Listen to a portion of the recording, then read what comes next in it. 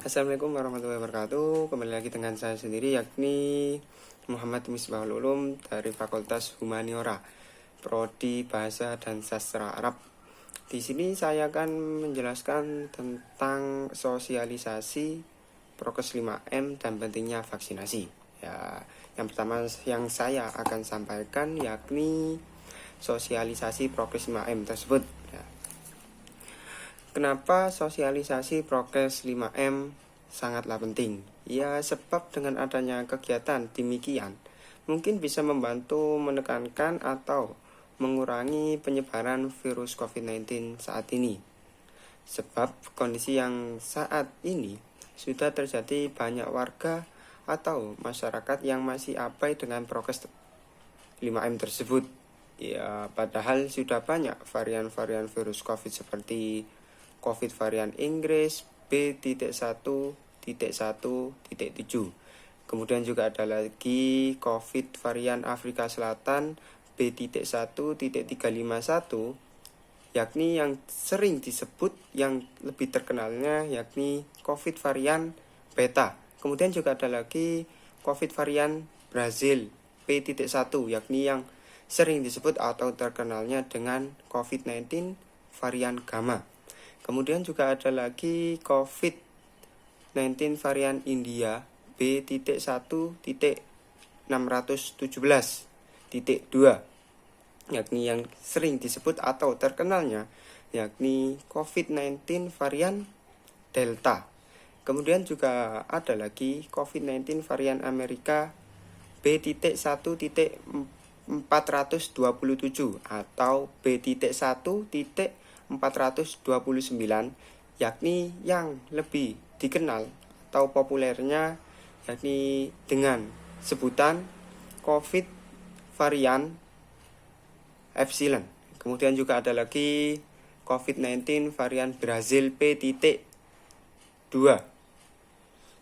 yang sering disebut atau lebih terkenalnya yakni COVID-19 varian Zeta. Kemudian juga ada lagi yakni COVID-19 varian B.1.525,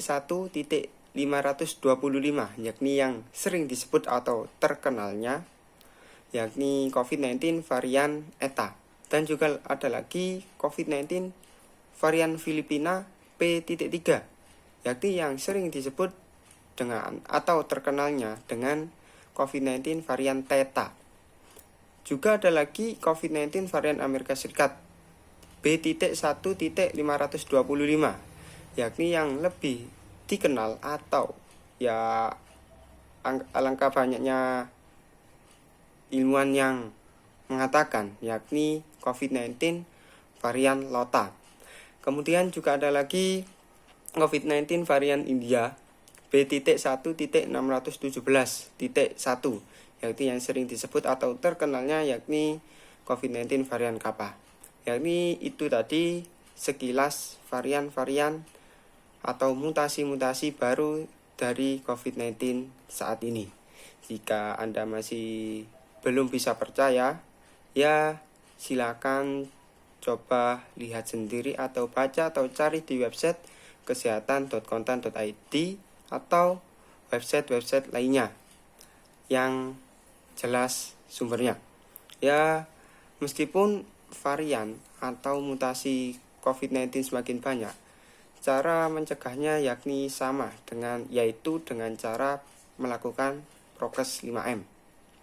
Yakni yang pertama memakai masker, yang kedua mencuci tangan dengan sabun dan air yang mengalir, yang ketiga menjaga jarak, yang keempat menghindari kerumunan, yang kelima yakni menjalani imunisasi atau yang sering disebut dengan vaksinasi.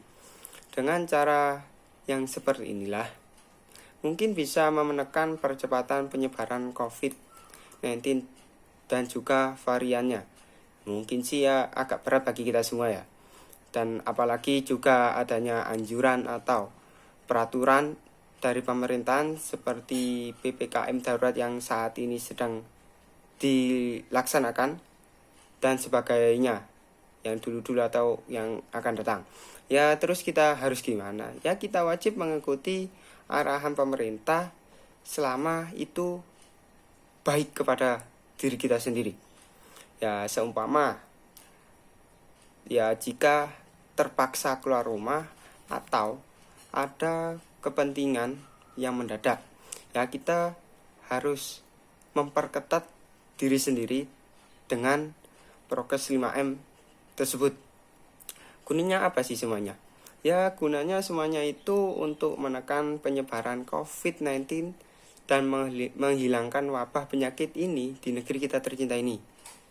Ya, dengan kondisi yang saat ini belum memungkinkan, kemungkinan terpuruknya yakni prokes 5M akan terus digencarkan, mungkin sampai kondisi benar-benar normal. Tujuannya ya sama seperti yang saya jelaskan tadi, yakni meminimalisir penyebaran COVID-19 dan mewaspadai perkembangan virus lainnya. Mungkin jika ini disosialisasikan lewat internet saja, mungkin masih banyak berita-berita hoax. Maka dari itu, bagi penyuluh agama, tokoh masyarakat diajak ya untuk memberikan pemahaman kepada masyarakat sekitar agar tidak menjadi korban hoax yang semakin merajalela dengan kondisi yang saat ini. Dan kunci segalanya yakni dari diri kita sendiri yang sadar bahwa prokes 5M sangat-sangat penting. Jika pemerintah sudah melakukan tugas dengan diadakannya peraturan-peraturan, anjuran-anjuran, ya seperti contohnya yakni yang saat ini sedang dilakukan, yakni PPKM darurat.